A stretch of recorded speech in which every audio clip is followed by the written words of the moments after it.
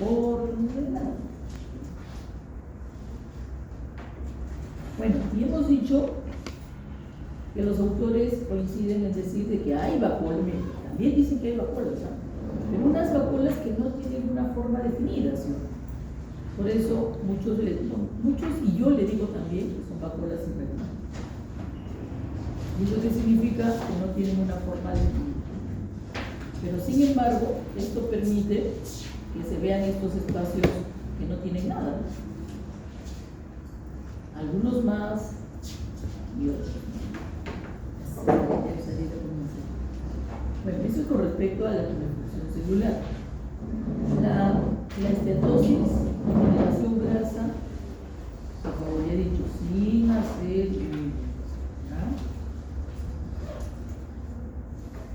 bueno, acá es una esteatosis, también es hígado, pero acá nos ponen, acá en el centro, un espacio corto, ¿no? Y bueno, ¿y cómo puedo reconocer de que es un espacio corto?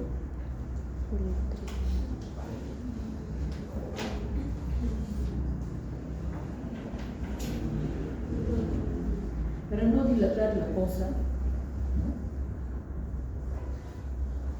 Es porque el espacio corto es el único sitio donde voy a poder ver qué cosa, tejido conectivo. El único, no hay otro. No vas a ver tejido conectivo en ningún lado, solamente en un espacio donde está la tríada. Eso sí se acuerda de la tríada, ¿no? Todo el mundo dice la tríada. Después dice, ¿y qué es la tríada? Silencio. En la tríada está la vena, debe ser esta que es la más grande, la arteria que es bien pequeñita y casi ni siquiera se ve, y los conductos biliares, ¿no? Acá creo que ¿vale? Y el tejido conjuntivo, formado principalmente ¿por qué? Por las fibras colágenas. Ahí es donde voy a ver el fibra colágeno. Es el único que tiene en el hígado.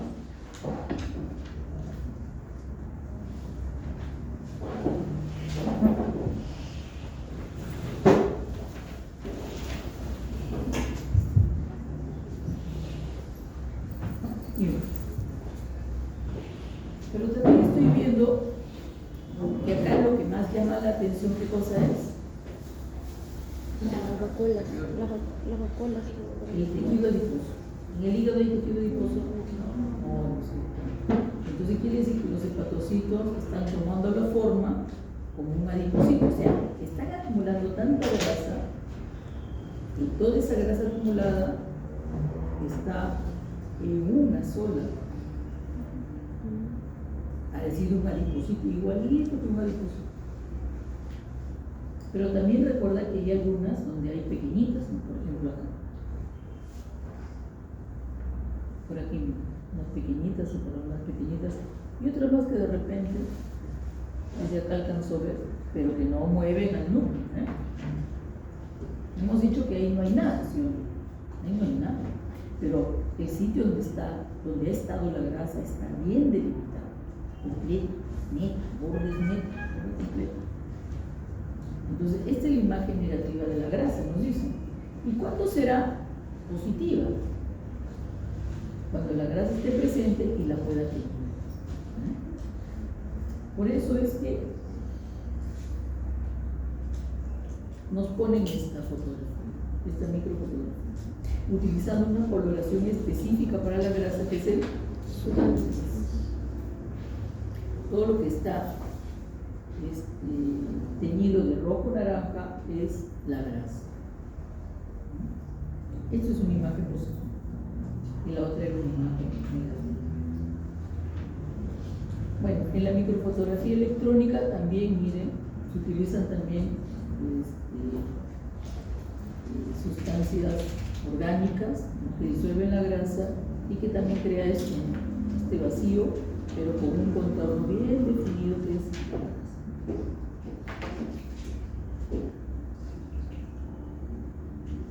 Bueno, recuerden que la microfotografía electrónica, lo que encontramos en ella, ahí no se puede mantener una muestra, ¿no? Lo Lo único que queda para verla, para la eternidad, son las fotografías que se toman. Y estas fotografías son una gama de grises, ¿no? Una gama de grises que, bueno, tenemos que saber reconocer cuáles son las estructuras que hay, ¿no? Bueno, ahí nos están señalando.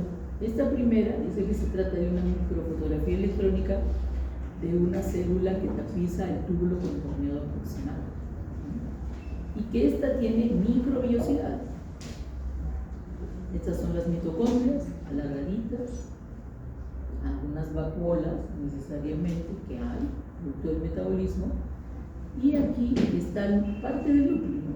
Membrana completa, y luego viene acá otra microfotografía donde las microvellosidades se han perdido, ¿no? Y están reemplazándole estas, ¿no? Me llaman que son, ¿qué dice?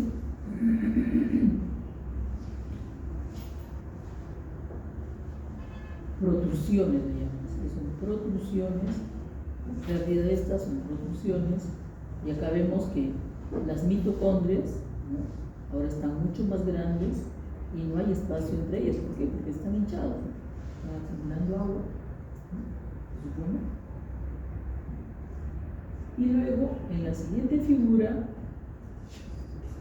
se pierde totalmente, ¿qué cosa? El límite de la célula, que es la membrana.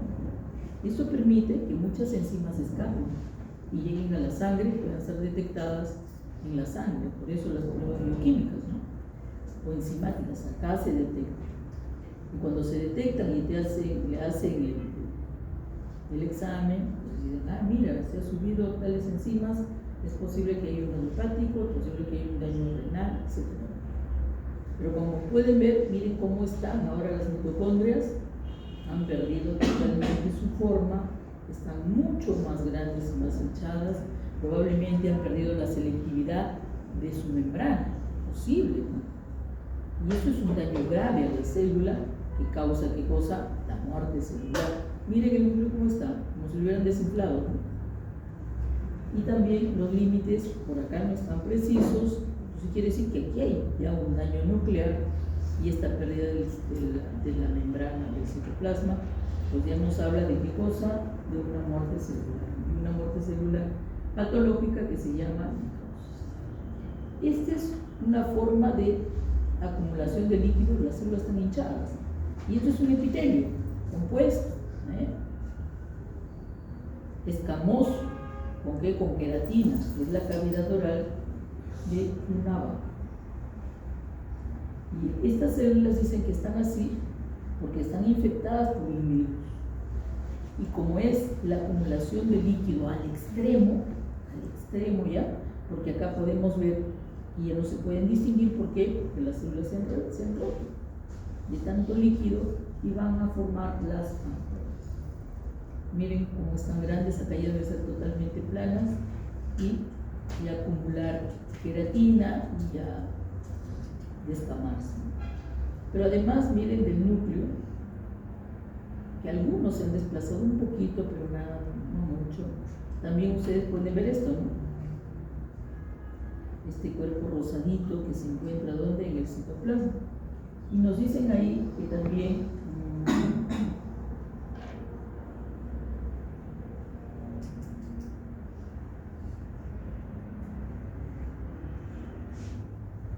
bueno, no dicen nada. Pero esto es importante porque en la siguiente clase la vamos a tocar, vamos a hablar de ello. Y justamente esto nos indica que hay presencia del virus. Y muchas veces esta estructura que le llaman cuerpo de inclusión te puede llevar hasta el diagnóstico de enfermedad. Pero bueno, ya lo veremos. Esta es una forma de generación hidrópica al extremo, por eso le llaman de generación de tipo, ¿cómo dice ahí? Valorizante. Es un hidrópico. Esto no ocurre ni en el hígado, ni ahí, en órganos parenquimatosos, en epitelios, y forman las ampollitas, las vesículas. Hay muchas enfermedades. En el bovino, en los rumiantes hay enfermedad vesicular, la fiebre aftosa, el exantema o como esta enfermedad que están mencionando acá, que es la estomatitis papular. Bueno, ahora sí vamos a ver la lesión irreversible. Ya hemos dicho y hemos hablado que la lesión irreversible nos lleva, ¿no?, por un camino que es la muerte celular. O sea, de ahí ya no hay vuelta atrás. Todo esto a la muerte celular. Pero una muerte celular que puede ser patológica y otra que puede ser fisiológica. Conjunto de cambios morfológicos, sí, necesariamente todos tienen cambios morfológicos. Claro, que se manifiesta cuando se pierde la viabilidad celular. El estímulo o noxa causa va a superar la capacidad de sobrevida celular porque es muy intenso, porque persiste en el tiempo. Y bueno, y superar el punto de no retorno. ¿Qué significará el punto de no retorno? Un punto en el cual el único camino que le queda es la muerte. ¿Cuál será? ¿Quién determinará ese punto de no retorno?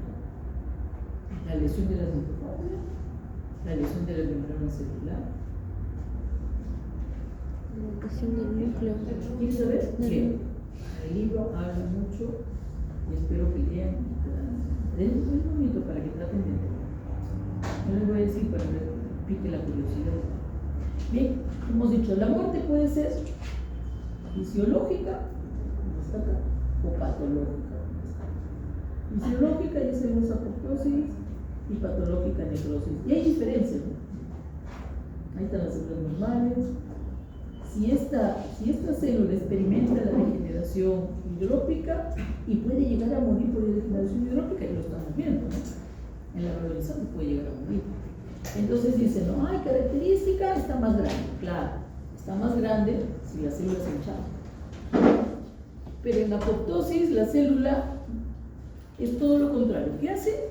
Disminuye de tamaño. Se condensa la cromatina.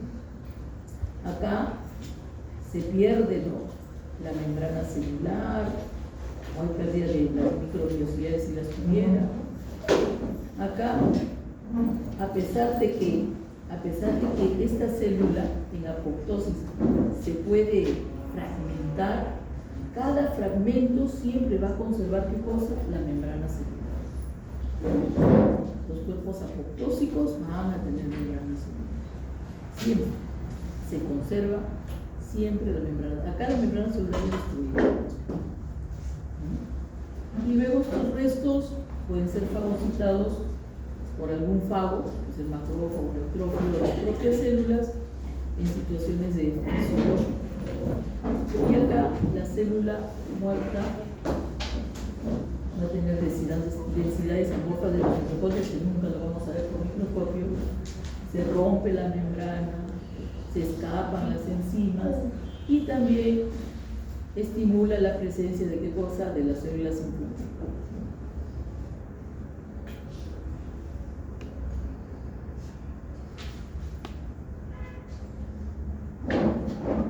Bueno, creo que esto ya lo vimos, que habla acerca de las características de la necrosis y la apoptosis. Cómo está el núcleo, cómo está la membrana, qué contenido celular hay, si hay inflamación o no, y si es fisiológico o patológico, que nosotros ya lo sabemos.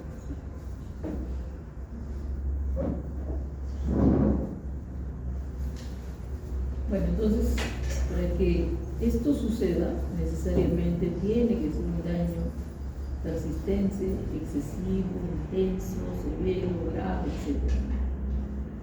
Dice, la agresión a las membranas lisosomales liberan enzimas al citoplasma. ¿A quién quieren mencionar principalmente? Principalmente a las hidrolasas ácidas. Se van a activar cuando baja el pH. ¿Se acuerdan cuando bajaba el pH? Claro, cuando degradaban el glucógeno en la vía del metabolismo anaeróbico, cuando no hay oxígeno. Bueno, y estas hidrolasas van a degradar los componentes citoplasmáticos y nucleares. No nos podemos quedar acá nada más, sino también en el núcleo para producir la muerte de la célula, la muerte patológica de la célula, que se llama necrosis. Dice, morfología de la necrosis celular, y la quieren comparar con una lesión reversible versus una lesión irreversible. Dice, en la tumefacción celular, es un cambio morfológico, claro, los dos, reversible, dice, y ocurre en minutos. Ocurre en minutos y puedo observarlo en minutos. ¿Qué ocurre esto? En cambio, cuando hay muerte celular, los cambios para poder ser observados, tanto macro como micro, como dice acá, tanto macro como micro, tiene que ocurrir un tiempo para que se puedan establecer estos cambios morfológicos, entre 4 a 12 horas. Algunos en un promedio de 8 horas. Dicen, aunque sabemos que existe una lesión irreversible, o sea, muerte, entre 20 a 60 minutos.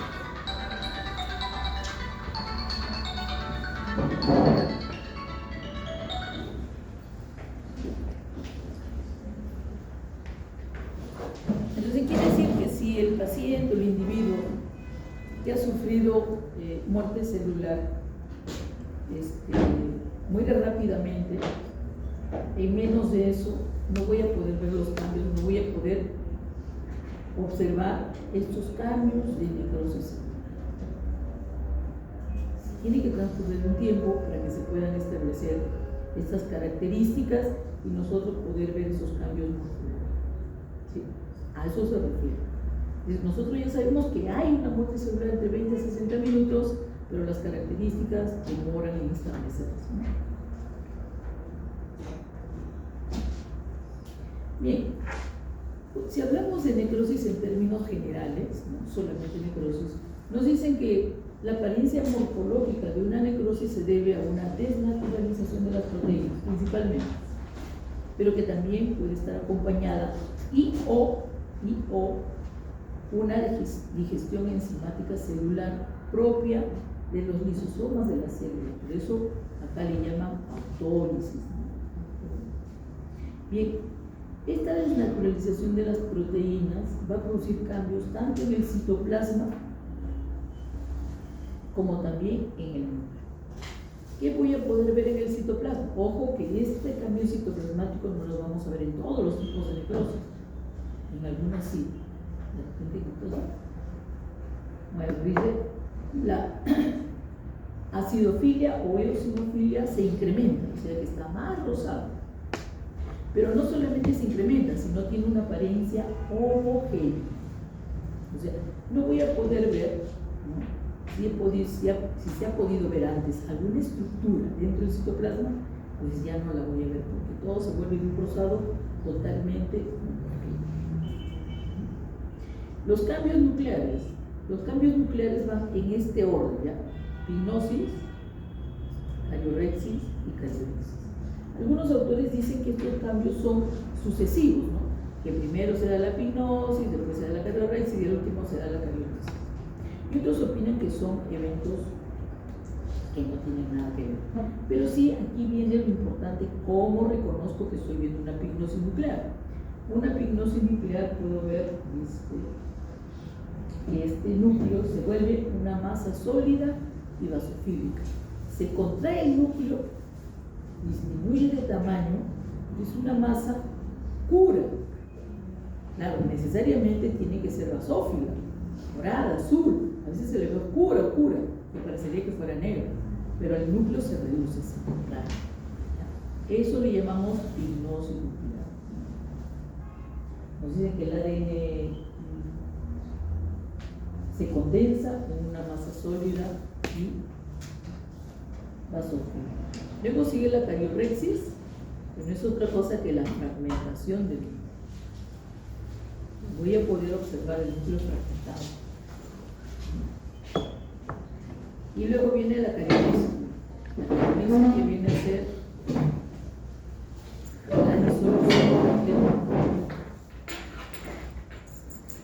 la disolución del núcleo. Vamos a tener que ponernos de acuerdo en algo, ¿ya? Que todos vamos a estar adelante y vamos a estar atrás que llegan tanto, para que no haya tanto. Bien, entonces cardiolisis. ¿Cómo veo? Acá viene. ¿Cómo lo veo? Ahí está. ¿Cómo vas a verlo? Nos dicen, esta es una célula normal, esta es una pignosis, miren cómo se ha producido el núcleo, ¿no? La pignosis nuclear, y luego acá vemos la fragmentación del núcleo que viene a ser la carioresis. Y acá hay dos microfotografías, ¿no? Donde podemos ver, miren, son túbulos, ¿se nota que son túbulos? ¿Sí? Ah, no. ¿Se nota que son túbulos? Hay luz, ¿no? Hay luz. Ahora, podemos distinguir quiénes están vivos de quiénes están muertos. Por ejemplo, miren, examinemos este túbulo. Ahí están los núcleos del citoplasma versus este. ¿Qué les parece? ¿Está más rosado? Sí. Pero no hay una delimitación entre una célula con otra, ¿no? Porque también, ¿ven los núcleos? Entonces, si no se ven los núcleos que estamos, ¿qué significa eso? Significa la cardiolisis.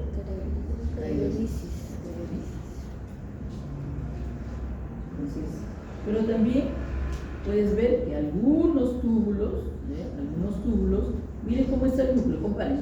Este núcleo está bien, vivo, y este núcleo está contraído. A eso se le llama pignosis. Se condensa, se contrae, se vuelve más oscuro. Pero también acá los dos son hijas, ¿no? No, este es riñón, túbulo, y este sí, yo siempre creo que es hígado, ¿no? Y nos hablan de acá y nos señala una célula en la cual esos puntitos oscuros que están ahí repartidos en el citoplasma son los fragmentos del núcleo. Un ejemplo de carioresis. Dice que hay una intoxicación por cloroformo, ¿no? En un ratón, creo que estaban experimentando en un ratón. Creo que eso ya no se hace, es una problema.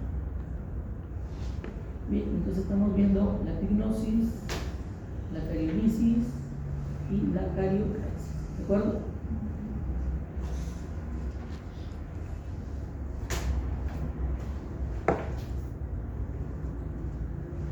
Este es el libro, ¿no? de Steven Silowell, Atlas de Anatomía Patológica, donde te pone esto, ¿no? Te pone el dibujo, está el dibujito, en la primera columna, que esté normal, la epignosis, la carioresis, después te pone la microfotografía. Y después, para que estés contento, la explicación del caso de ahí, bien masticadito, para que veas. Así es el libro. Y eso que es la primera edición, imagínense cómo será la siguiente. Ya no lo he visto, me encantaría ver. Sí, siempre ha sido así. Muy bonito. A veces hace unos esquemas, unos dibujos que coinciden con la microfotografía, con el dibujo de la microfotografía y luego la descripción de los datos. Y bueno, lo que está demostrando acá es también lo que hemos estado diciendo, ¿no? La pignosis, miren, así es el núcleo, se reduce, que te pone la microfotografía, la cardiorexis, que es la fragmentación, también aquí está, y la cardiolisis, donde no veo el núcleo, y acá también las células carecen de núcleo, y nos están diciendo que eso está ocurriendo. Dice, no, la necrosis continúa con la disolución completa de núcleos o cardiolisis, quedando la célula necrótica como una masa de proteína parcialmente desnaturalizada que mantiene todavía una silueta aproximada a la de una célula. Claro, en algunos casos se puede ver, en algunos casos también. Bueno, ahora vamos a ver los tipos de necrosis que hay. Miren, hemos hablado en términos generales de las características de la necrosis. Ahora vamos a ver cada una de ellas. Y ustedes fíjense bien, estas características que hemos hablado, ¿a quién de ellas corresponden? ¿Sí? Entonces estén atentos a no se vean. Bien, entonces vamos a ver que hay, principalmente hay tres tipos de necrosis, principales. La necrosis coagulativa, la necrosis lipoefactiva, también llamada colicotiva, y la necrosis gaseosa. La tercera no es que yo la desprecie, pero es que necesariamente tenemos que hablar de ella porque su forma de necrosis es bastante especial. es bastante especial. Características microscópicas son difíciles de poder ver. Porque mira, ¿cómo puedes ver una necrosis en una célula que su citoplasma está ocupada por grasa? Y que la grasa ni siquiera la vemos. Pero esta necrosis da lugar a una reacción inflamatoria, que es muy importante y que ya lo vamos a tocar cuando hablemos de inflamación. Por esos dos detalles las mencionamos. Y como ves, la gangrena no tiene número. ¿Ya? No entra en la clasificación de los tipos de necrosis. Es mucho más que una necrosis y casi siempre la incluyen dentro de la lista de necrosis. Pero ahora van a ver ustedes por qué no es considerado una necrosis, ¿sí? Y que tienen que estar atentos a todo. Bueno, otra cosa que debo decirles, el nombre de la necrosis tiene mucho que ver con la apariencia de esta forma de necrosis. Dice, necrosis coagulativa. Coagulativa viene de coagulación, que algo se coagula, ¿no? Como se coagula tu gelatina cuando haces, o tu flan, ¿no? Que refleja, no se llama gelatina. Entonces, así, ¿no? Se vuelve que dice, aquí se desnaturaliza, por supuesto, porque estamos hablando de coagulación, se desnaturaliza aquí las proteínas. Por eso se coagula, en naturaleza se coagula. Y estas proteínas, tanto las estructurales como las enzimáticas, y miren, ¿por qué es importante mencionar que se desnaturaliza las proteínas enzimáticas? Dice, ¿por qué? ¿Y qué pasa cuando estas se desnaturalizan? Se bloquea la ¿qué? La proteólisis. Entonces, ¿por qué es importante que la proteólisis? ¿Sabes por qué? Porque este bloqueo de la proteólisis le da la característica más importante de esta forma de necrosis coagulativa. ¿Por qué? Dice lo siguiente, se conserva ¿qué cosa? La arquitectura tisular. Como se bloquea la proteólisis, todavía las células, a pesar de que están muertas, siguen permaneciendo en su sitio. Y eso es lo que significa que se conserva la estructura tisular. ¿Entendido? No entendido.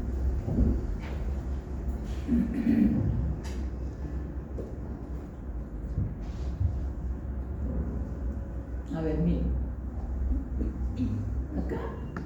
Aquí en este túbulo, ¿se nota que es un túbulo? ¿Sí? Pero las células están muertas, ¿sí? ¿Se sigue manteniendo la estructura tubular o no? Sí. ¿Qué tipo de necrosis es? La coagulativa.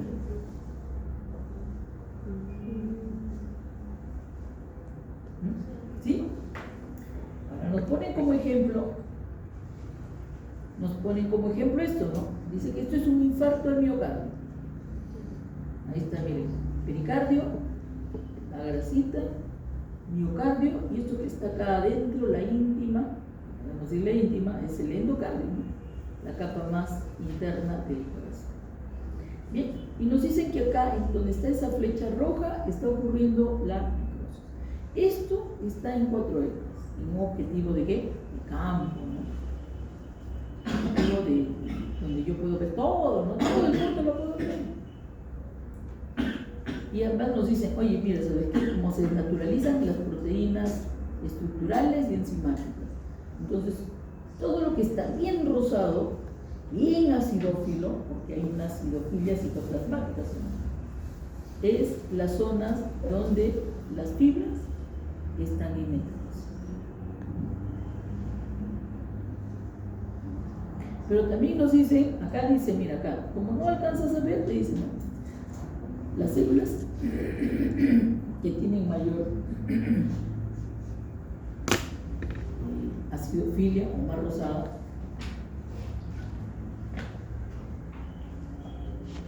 ¿qué dice acá? Anucleadas. ¿Qué significa eso? Necrosis. Que no tiene núcleo. Claro. Entonces, es una cariolisis, por eso. Están muertas, pero siguen conservando la estructura ¿qué? En este caso, como es miocardio, ¿qué estructura tisular será? Músculo. Músculo. ¿Qué estructura? Muscular. ¿Pero cómo se llama la estructura tisular? Fibra, ¿no se llama fibra?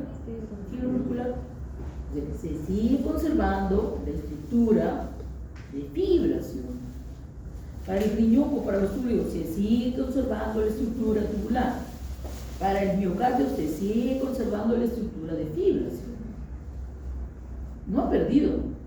Acá, este es otro ejemplo. Este es, miren, este es un riñón. ¿Se nota que es un riñón? ¿Se puede reconocer que es riñón? Sí. Ya, si no lo notas, te vas a tu casa, agarras tu tablet y lo miras bien bonito. ¿Sí o no? Acá, lo único diferente es que tiene una forma más o menos de pirámide y está, ¿qué cosa? ¿Pálida? ¿Dónde está pálida? Pálida. Y de un tinte amarillo, ¿sí? Pálido, gris, amarillo, ¿eh? Y nos dicen que esta zona es una zona de infarto. Una zona de infarto es una zona de necrosis localizada. ¿Y qué sucede por isquemia, por falta de riego? ¿Sí? ¿Quieres saber más? Cuando lleguemos a la segunda unidad, ahí nos enteraremos de qué es un infarto. Y aquí está la imagen microscópica, miren. Nosotros podemos trazar, miren, podemos trazar una línea, miren, desde acá. Y podemos ver acá, muerte, acá, vida. Como dice acá, y infarto, N normal. Ahí está, miren, hay un glomérulo creo también, ahí está el glomérulo.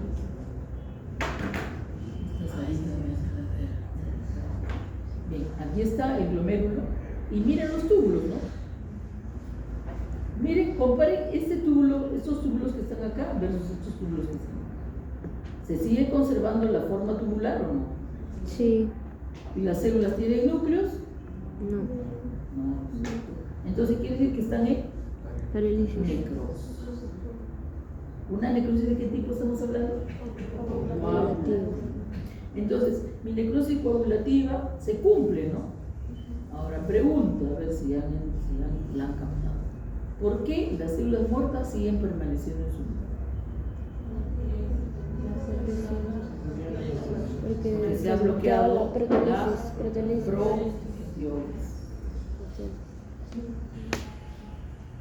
Las enzimas no pueden degradar. Y por eso la célula muere y sigue permaneciendo en su sitio, conservando ¿qué cosa? La estructura tisular. En este caso, acá nos ponen otro ejemplo también. Miren, esto ya es un. ¿Saben a qué especie pertenece este riñón? El lobulado. Al lobulado, el único. Y estas zonas, como ustedes pueden ver, también pálidas, pero rodeadas por un halo rojo, también es una zona de necrosis o infarto. Y esta es la imagen. También se sigue conservando la estructura de túbulo, sí. Acidofilia, también. Núcleos, no hay.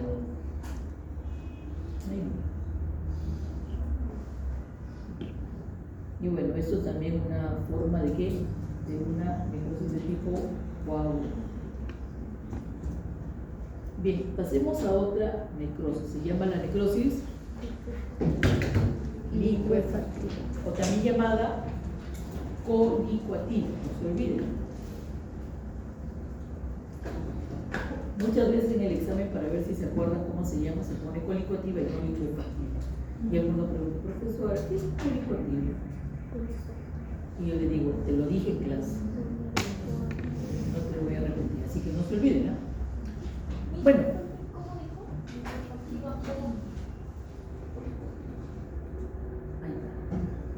ahí está. Mira. Ahí está. Y ¿sí?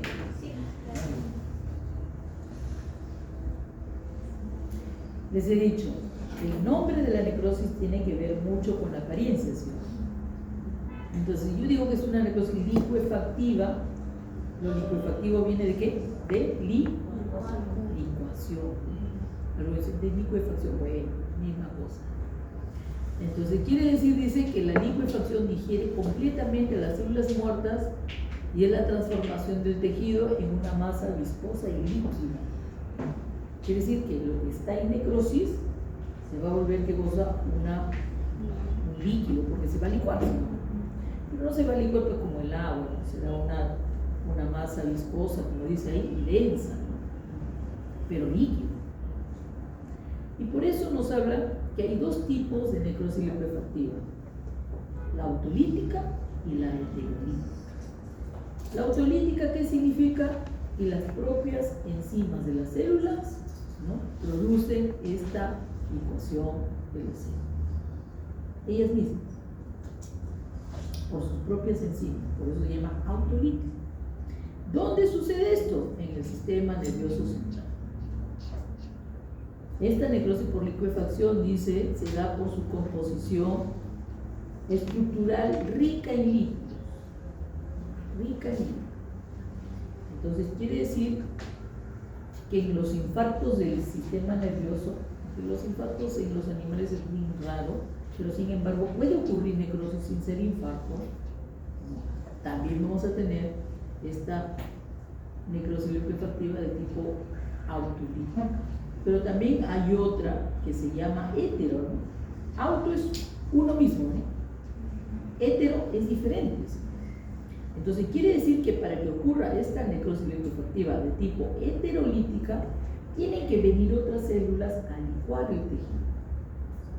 ¿Y quiénes son esas células que vienen a licuar el tejido?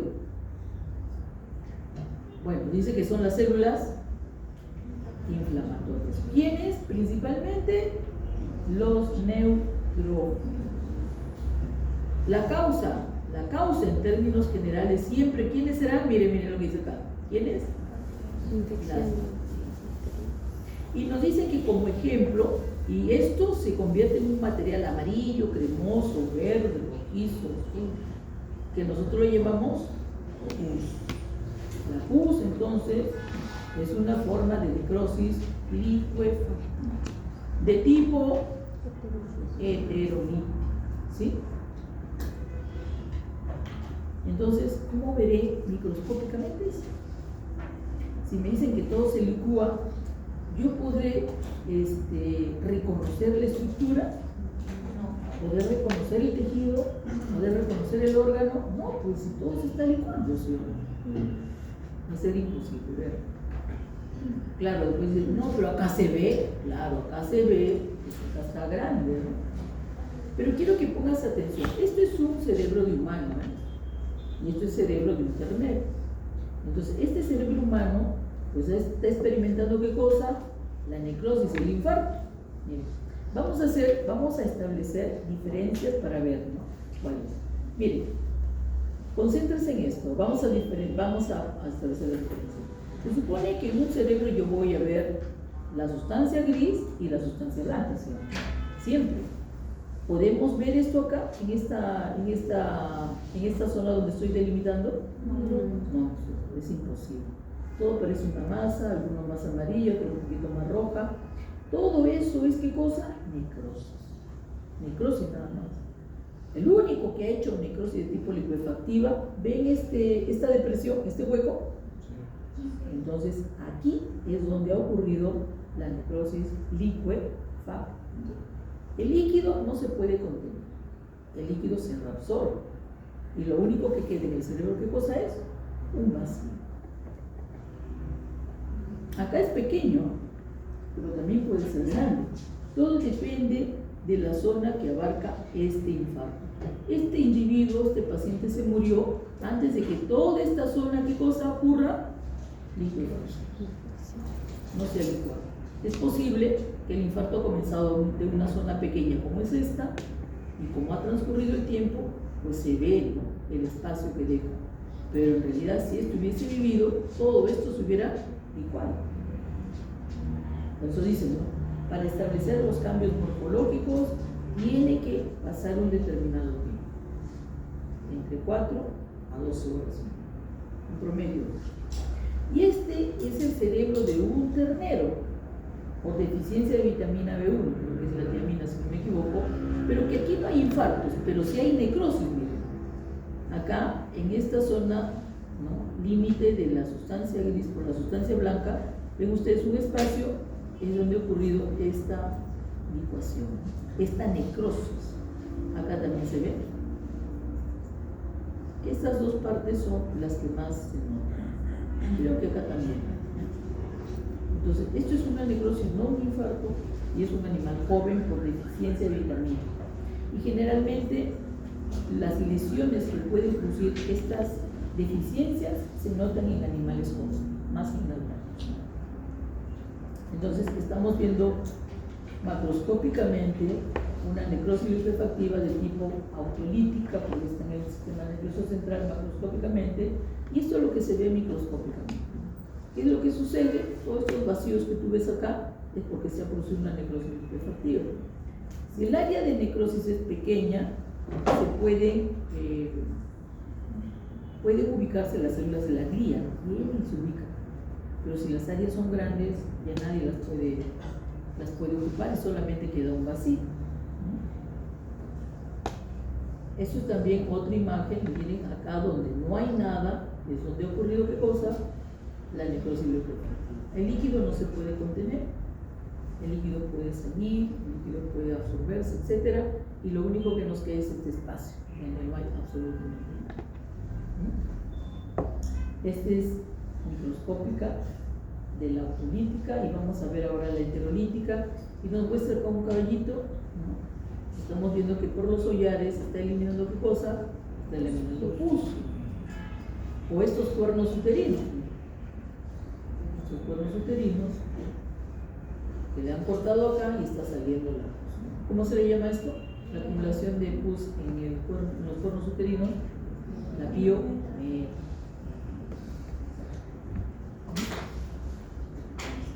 Entonces, hemos dicho que la autolítica está relacionada mucho a los infartos o las necrosis, ¿en dónde? En el sistema nervioso central. ¿Y la heterolítica dónde la encontraré? ¿Dónde la encontraré la heterolítica? Como dice la teoría, ¿cuándo? ¿En dónde? En las infecciones bacterianas. ¿En dónde? En cualquier lugar donde las bacterias han llegado. ¿Entendido? Muy bien. Como ustedes pueden ver, acá no hay presencia de nada, solamente el vacío que deja la necrosis. Cuando hablamos de una heterolítica, necesariamente vamos a tener que ver la presencia de quién para poder comprobar que estamos frente a una necrosis de tipo heterolítica. ¿Será qué? ¿La presencia de quién? De los neutrófilos. Pregunta, ¿te acuerdas? Pero una cosa es verlo en histología como una extensión de la sangre, y otra cosa es ver a los neutrófilos histopatológicamente, actuando, funcionando, fagocitando, muriendo, ¿ya? Porque en una extensión de sangre que lindo se ve, ¿no? Hay los glóbulos rojos, los neutrófilos, los eosinófilos, los basófilos, todo se ve, ¿no? Pero cuando lo ves acá es histopatología, o sea, órgano, estroma, funcionando, atacando, defendiendo, muriendo. Ahí tienes que ver. Esta es una imagen, mire que es una imagen, creo que este es cerebro, si no me equivoco acá, porque esas son unas neuronas, imagino, creo que dicen que es eso. Y acá vemos todavía los neutrófilos que conservan sus características, núcleo segmentado, en forma de herradura, etc. Porque todavía, ¿no? De repente esta es una zona más periférica donde puedo ver a los neutrófilos, toda su composición, su forma de núcleo, etc., ¿no? Pero cuando estamos en el centro de esta inflamación liquefactiva, de esta necrosis liquefactiva, entonces todo está licuado, no vas a poder ver nada. Restos de repente, restos citoplasmáticos, porque estos neutrófilos vienen a licuar todo, vienen a eliminar a la gente, pero si algo está mal, degranulan sus enzimas, sacan sus enzimas y todo. Ellos mismos mueren, el tejido que está afectado también se licúa. Y acá, esto es un ejemplo microscópico de una necrosis liquefactiva, que es un absceso o un microabsceso, ¿sí? Está rodeado por una cápsula y tendrías que ver acá los neutrófilos, ¿no? En esta parte, o de repente acá afuera también, donde voy a verlo vivo, quiere decir que es. Entonces uno quiere o trata de verlo microscópicamente y es un poco difícil porque no vas a reconocer nada. La tercera necrosis. Y la primera, la coagulativa. ¿En qué parte se da la coagulativa? ¿Cuándo? La coagulativa, ¿cuándo se da?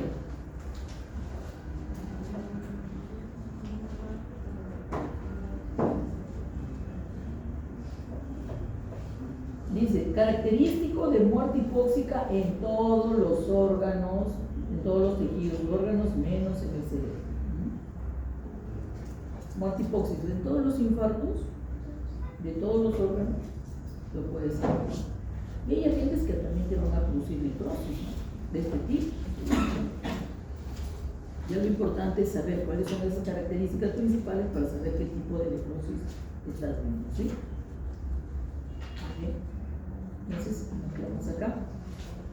La caseosa. Recuerden, el nombre tiene que ver mucho con la apariencia, ¿no?, macroscópica que se ve en este sistema. Ahora, lo caseoso viene de caseína. ¿Te acuerdas de la caseína? Es la proteína de la leche. ¿Te acuerdas? Bueno, ¿tú alguna vez has visto la leche cortada?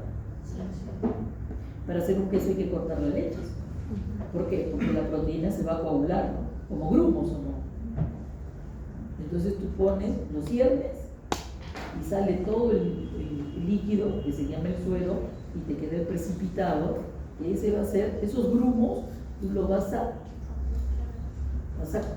compactar, ¿no? Le vas a sacar todo el líquido y cuanto más lo compactas, ya tienes tu queso. Pero esa forma grumosa en la cual se precipita la caseína, así, de esa forma grumosa, es la necrosis queso, en forma de grumos. No como dice ahí, ¿qué dice ahí? En forma de queso. No, en forma de grumos. A veces uno no entiende eso, ¿no? Alguna vez tú en vez de cortar el queso, no lo pellizcas y se forman grumitos. Bueno, así es la necrosis queso, en forma de grumos. Entonces nos dicen, acá la arquitectura tisular está completamente alterada. Tú ves la necrosis y no sabes qué tejido está viendo, no hay nada, no se puede ver nada. ¿Y por qué no se puede ver nada? Porque según las características te dicen esto, que microscópicamente, dice, lo único que vas a ver, residuos granulares, que no tienen forma de nada. Bueno, ¿y por qué? ¿Por qué? ¿Sabes por qué? Porque las células se han fragmentado, o sea, se han roto. Las células se han roto, se han fragmentado. Están coaguladas y se han fragmentado.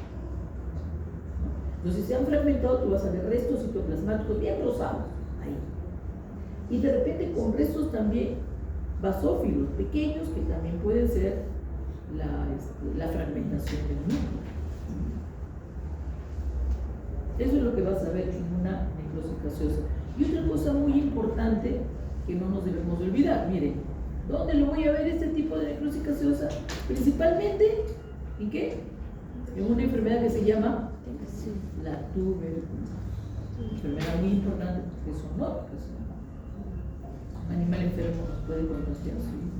Especialmente, ¿no?, la tuberculosis bovina, que se puede transmitir por la leche, si la leche no es pasteurizada, ¿sí?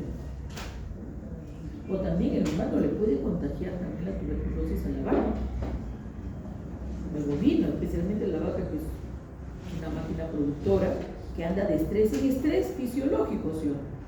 De estrés fisiológico para que se reproduzca, estrés fisiológico por la gestación, estrés fisiológico por el parto, estrés fisiológico porque tiene que producir la leche. ¿Cómo estará ese sistema inmune? Debilitado. Por eso es que el bovino es muy susceptible a todos los tipos de micobacterios, ¿no? El micobacterio tuberculoso es del humano, el micobacterio tuberculoso bovis, que es de ellos, el tuberculoso avión, que es de las aves, todos los tipos de micobacterios es susceptible. ¿Cómo voy a ver la necrosis gaseosa? Y te ponen acá, ese es el pulmón de un bovino que tiene tuberculosis, ¿no? Ahí tiene tuberculosis.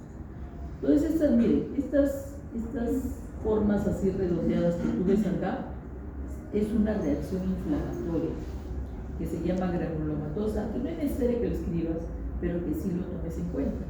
Que en el centro de esta reacción inflamatoria granulomatosa, ¿quién está? La necrosis gaseosa. ¿Cómo es? Grumosa.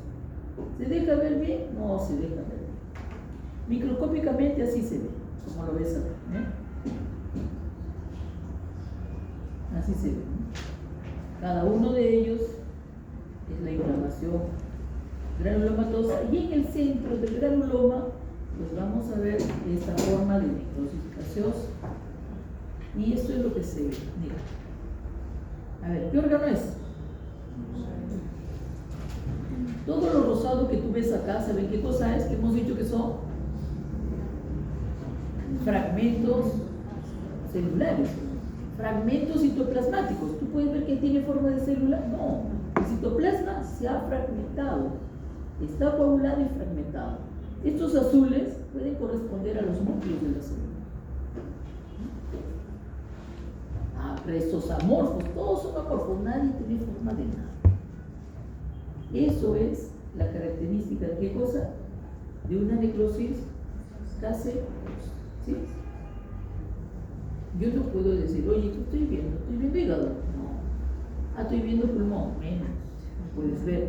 ¿Por qué? Porque se altera la arquitectura. En la necrosis licuefactiva también se alterará la arquitectura. Puedo ver de qué órgano se trata en una necrosis licuefactiva. Tampoco, porque se está licuando todo también, ¿sí? Muy bien, espero que se acuerden. Luego viene la necrosis grasa. Yo no quiero tomarla en cuenta, pero es necesario. Mi desprecio no es porque sea una necrosis, porque esto es lo que nos dicen, ¿no? Dicen, esta es una forma nada más, porque es bastante peculiar y hay que describirla, ¿no? Este tipo de necrosis se encuentra en los depósitos naturales de la grasa, como la grasa del tejido subcutáneo, como la grasa del mesenterio, como la grasa que está alrededor del riñón, como la grasa que está alrededor del páncreas, como la grasa que está en el periné de una lechera o de una vaca. Cuando hay problemas de parto, o son los partos difíciles como los estóxicos, ¿no? Hay mucho golpe, ¿no? No puede salir el feto, no puede salir y volver, ¿no? Que puede llevar a una necrosis de la grasa perineal. Bueno, entonces ya estamos diciendo que esta necrosis de la grasa puede producirse enzimáticamente, y la primera enzimática, y la segunda por traumatismo. Enzimática dice por qué. Porque puede producirse por una pancreatitis aguda, que va a permitir ¿qué cosa? Que se libere el paquete enzimático, especialmente las lipasas, que van a comenzar a digerir la grasa que se encuentra alrededor del páncreas, ¿no? Escapan las enzimas, ¿no? Hacia el tejido circundante, especialmente escapan las lipasas y comienzan a digerir las paredes de los adipocitos, liberan el ácido graso, y luego viene otra cosa que es la saponificación, que ya la vamos a ver en detalle cuando veamos la inflamación. Acá solamente hasta acá. Ahora, por traumatismo también puede ocurrir la necrosis grasa. Imagínate un traumatismo, ¿no? Se golpea la grasa, libera los ácidos grasos y también va a provocar la necrosis. Es difícil de poder reconocer una necrosis en una célula que solamente se va a ver la membrana, simplemente, ¿no? Que está llena de grasa.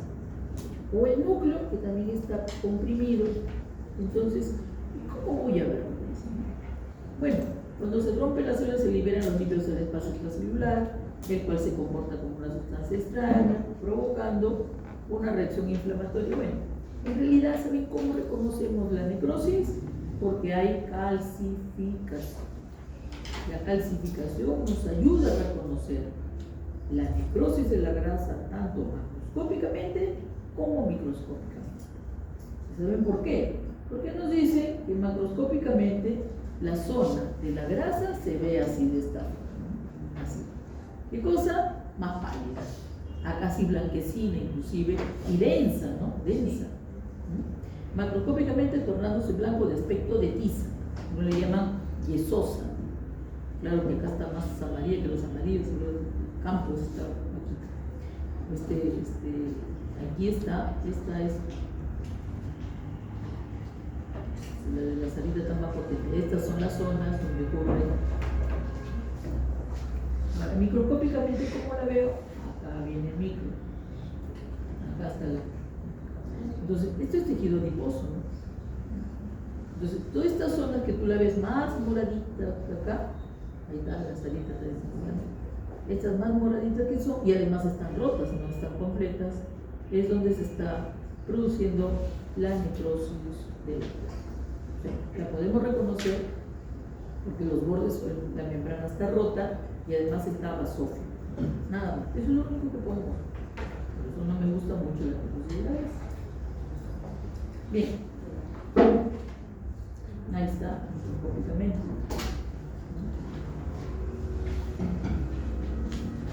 Y ahora hablemos de la gangrena. ¿Por qué la gangrena no es considerada una necrosis? ¿Saben por qué? Porque la gangrena es mucho más que una necrosis. ¿Tiene que ocurrir algo más para que ocurra una gangrena? Porque dice que la gangrena es el resultado de qué cosa? De una necrosis por coagulación, ahí está, necrosis coagulativa, más que cosa, una infección bacteriana. Que casi siempre son las bacterias que están formando parte de la microbiota, por eso le llaman bacterias saprófitas. ¿Y qué es una bacteria en un tejido muerto?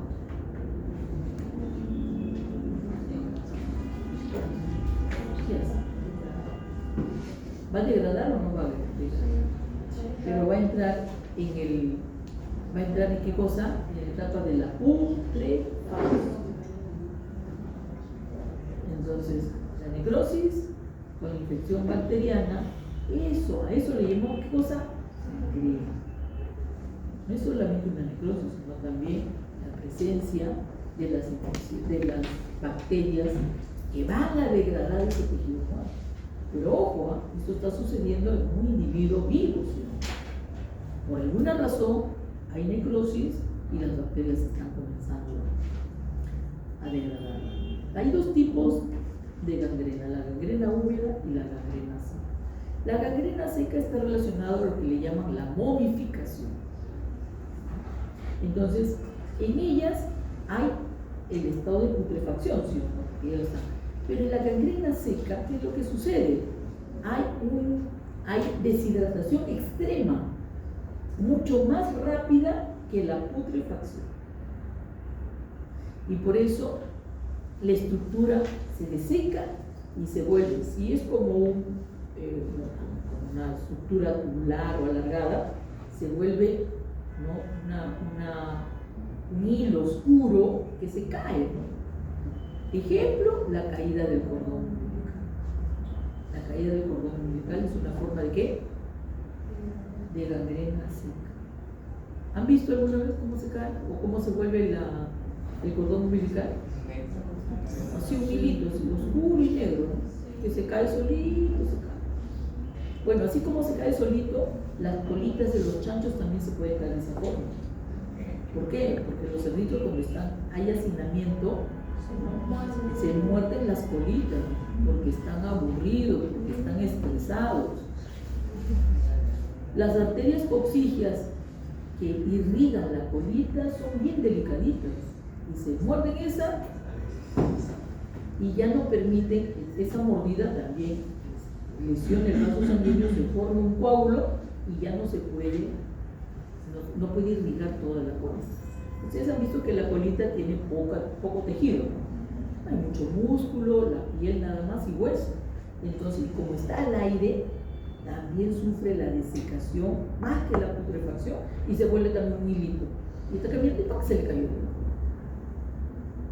Pero cuando los tejidos son mucho más complejos, están compuestos por piel, por grasa, por músculo, por otros tejidos más, ya la gangrena no puede ser seca, la desecación no se puede dar, ¿sí o no? Porque hay planos y de tejidos bastante abundantes. Ya no se puede deshidratar, pero ahí sí se da el fenómeno de putrefacción. Y la putrefacción también emite un olor, ¿o no emite un olor? ¿Sí o no? Porque también se forman gases, especialmente el sulfídrico, ¿no? Que huele desagradable, ofensivo también. Bien, además de eso se le llama la gangrena húmeda, que también dice que la gangrena húmeda es más interna también. Hay una forma especial de gangrena que se llama la gangrena gaseosa. ¿Por qué le llaman gaseosa? Porque forman gas. Y está causada por una bacteria que forma, ¿qué cosa? Que forma este gas. ¿Cuál es el Clostridium? Recuerden que la bacteria del Clostridium es un anaeróbico, ¿no? Anaeróbico facultativo. Produce fermentación, libera dióxido de carbono. Esto produce crepitación, ¿no? Cuando uno toca, generalmente se produce en el subcutáneo, ¿no? Y cuando uno toca la piel suena, crepita. Así como esas bolsitas que tienen eso y cuando tú tocas suena igualito. Bueno, este gas queda atrapado bajo la piel y menciona una enfermedad acá que se llama la pierna negra o también llamada gangrena emphysema. Acá está la foto de unos lechoncitos que se le ha caído la cola. Por eso antes en la producción, para evitar que esto suceda, le rompían los colmillos a los lechoncitos. Hacían. Ahora ya no se practica. Antes también se les castraba a los lechoncitos. Así, sin anestesia, sin nada, fuera. En algunos casos por esos orificios donde bajan o descienden los testículos también se escapaba a veces también un ácido intestinal y se producía una forma de hernia. Ahora no se practica, porque los cerditos salen a la venta antes de que alcancen la madurez sexual y por lo tanto la carne no tiene ese olor de las glándulas sexuales. ¿Han olido lo que se llama un berraco? Huele feo. Como tienen todas las glándulas anexas sexuales, creo que tiene el berraco, la carne adquiere también ese olor, ese aroma. Cuando lo cocinas, cuando lo sacas, horrible. Algunos que vienen por ahí por la carretilla, bueno, tienen ese olor. No compren. Compren uno de nuevo. Bien. A ver, ¿qué más nos dicen? No, la gangrena seca, dice, se caracteriza por la desnaturación de las proteínas celulares, conservación de la forma celular, hay muerte de tejidos caracterizado por el endurecimiento y desecación de los tejidos debido a la oclusión arterial. Los procesos de putrefacción son mínimos, casi no hay mal olor, porque la deshidratación es bastante rápida y extrema. Los tejidos que tienen gangrena generalmente van de un color negruzco, un color verde negruzco. Los tejidos se presentan secos y las áreas afectadas con mayor frecuencia de gangrena seca son las extremidades, distales, la cola, la oreja y la mama. La mama no creo, porque miren lo que sucede en una mama. Y acá nos ponen la micotoxina ergot, la bicipurpurea, que produce una forma gangrenosa por ergotismo, y este ergotismo se caracteriza porque produce vasoconstricción periférica. No es este caso, no es el ergotismo.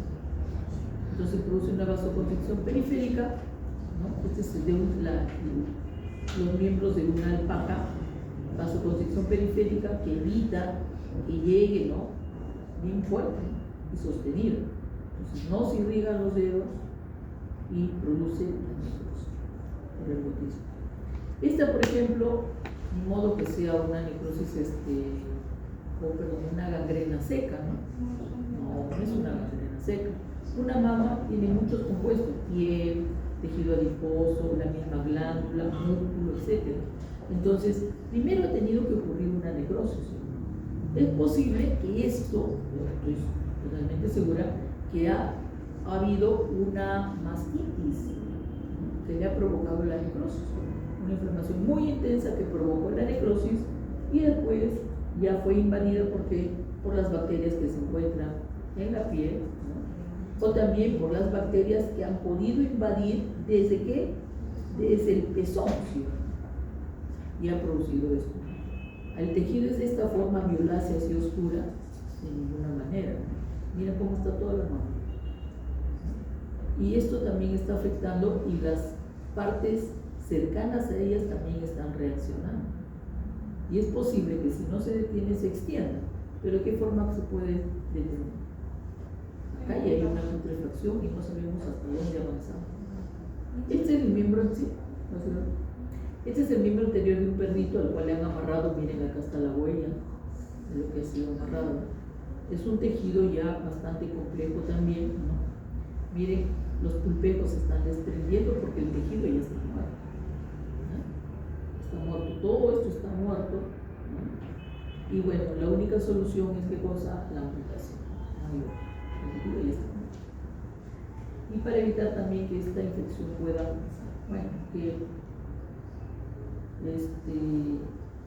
acá está delimitado por la falta de irrigación desde acá, ¿no? Que la han amarrado acá por alguna razón cruel. Luego de la amputación, también recibe en esos casos tratamientos antibióticos. Claro, necesariamente. También.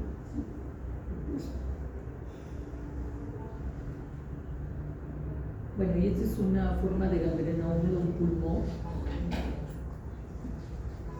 Por inhalación de cuerpos extraños, puede ser la leche en lactantes, material vegetal en otros animales. Puede haber un factor predisponente en la mayoría de los casos porque dicha aspiración se presenta con una zona consolidada, más densa, normalmente en las áreas perioventrales, aunque a veces también puede extenderse a otras partes. Entonces esto por una falsa dilución, que tiene que ser un líquido, una sopa, una sustancia que sea capaz de producir, ¿no?, la falta de irrigación y además también que este material esté contaminado, necesario, para que produzca eso.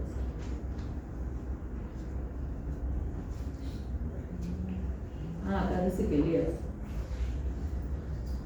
Lee envejecimiento celular. Especialmente estos no, daño del ADN, bueno, acá dice exposición a carcinógenos o errores esporádicos por el ego. Puede producir mutaciones, se puede reparar. Habla de senescencia celular, acortamiento de los telómeros, disminuye la replicación celular, ya no va a haber la cantidad de células de antes, y que esto tiene que ver mucho con la homeostasis defectuosa, proteínas dañadas, funciones reducidas, que es característico del envejecimiento celular. Y bueno, y otras cosas más también que pueden alterar esto. Y contrarresta el envejecimiento, como dice, la regulación del ADN, el incremento de la eficacia de las proteínas. Bueno, pero dice leer, para que puedas entender ese paso. Apliquemos la práctica. Bueno, esto lo vamos a hacer en la práctica. Dice, observación de órganos y tejidos con muerte celular macroscópicamente. Observación de órganos y tejidos con muerte celular microscópicamente. ¿En qué órganos y tejidos se presentan las diferentes formas de necrosis? Lo que ya hemos dicho. Integremos lo aprendido. Integremos lo aprendido. Las lesiones celulares se expresan con cambios morfológicos que nosotros tenemos que conocer. Las lesiones celulares pueden expresar cambios morfológicos funcionales y pueden revertirse y volver a la normalidad, claro, cuando son reversibles.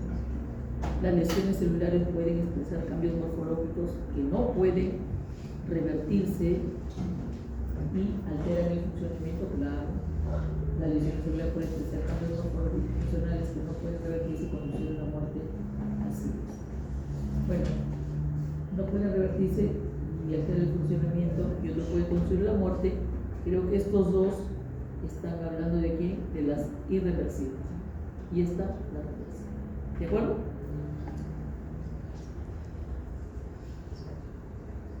referencias bibliográficas que nunca lo leen, pero ahí está. ¿Y alguna pregunta?